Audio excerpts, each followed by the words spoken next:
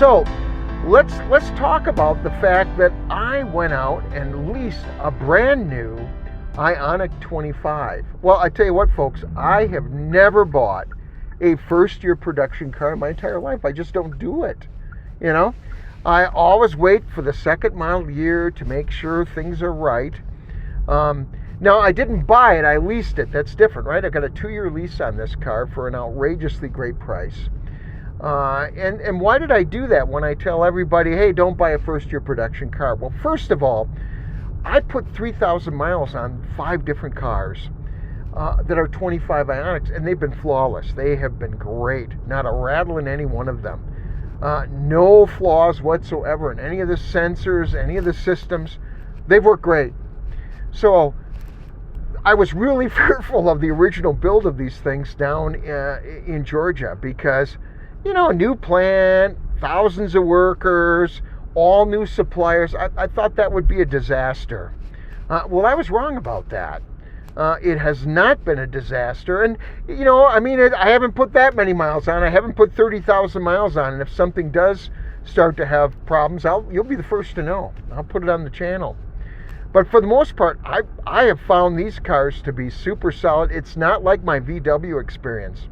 When VWs came out within the first month, we had all kinds of issues. We had stop sales coming out on those vehicles, which means there's a safety issue that's strong enough that VW would not allow us to sell any of them. There's been no stop sales whatsoever on the 25 Ioniq 5s. They have been working just great, and we probably got 10 or 12 of these out on the road right now with no issues, and I've driven almost every one of them.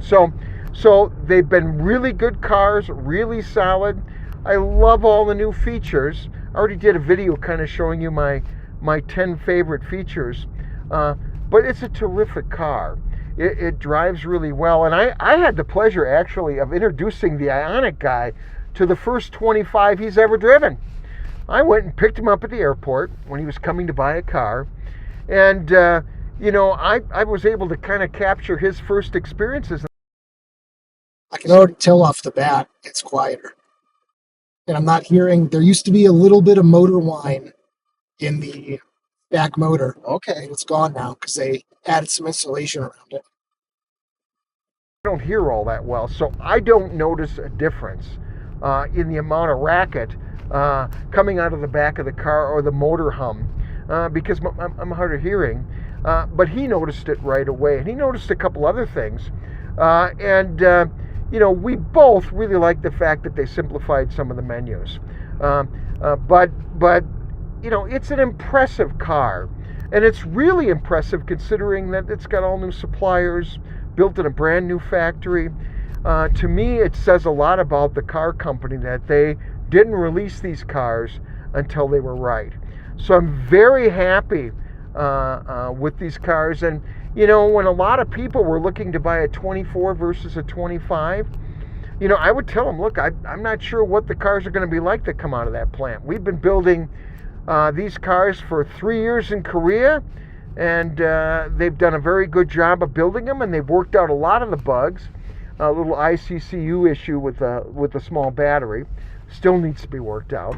But for the most part, these cars were super solid.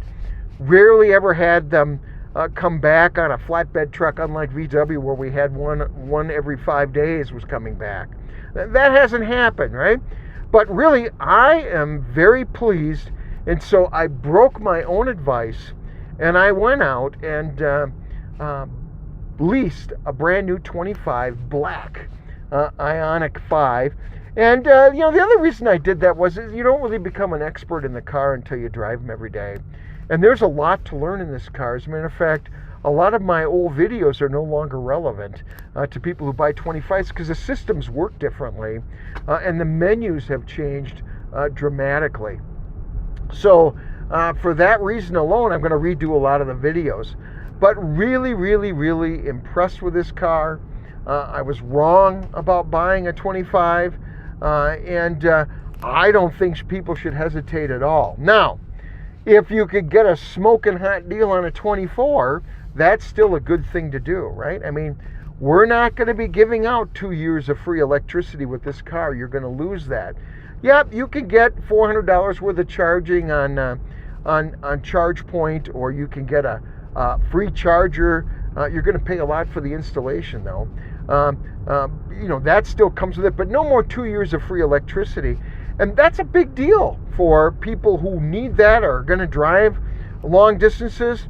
And I truly consider a 24. 24s are great cars. And you're going to have a lot of savings on those cars. And it might be worth your time to consider buying a 24. So check that out. We've got a few of those left. The boys here at Crossroads do. I know in Colorado, I've seen a number of them coming in other dealerships as well. So if you want to save a lot of money, go buy yourself a nice 24. But I'm telling you what, the latest greatest is pretty great.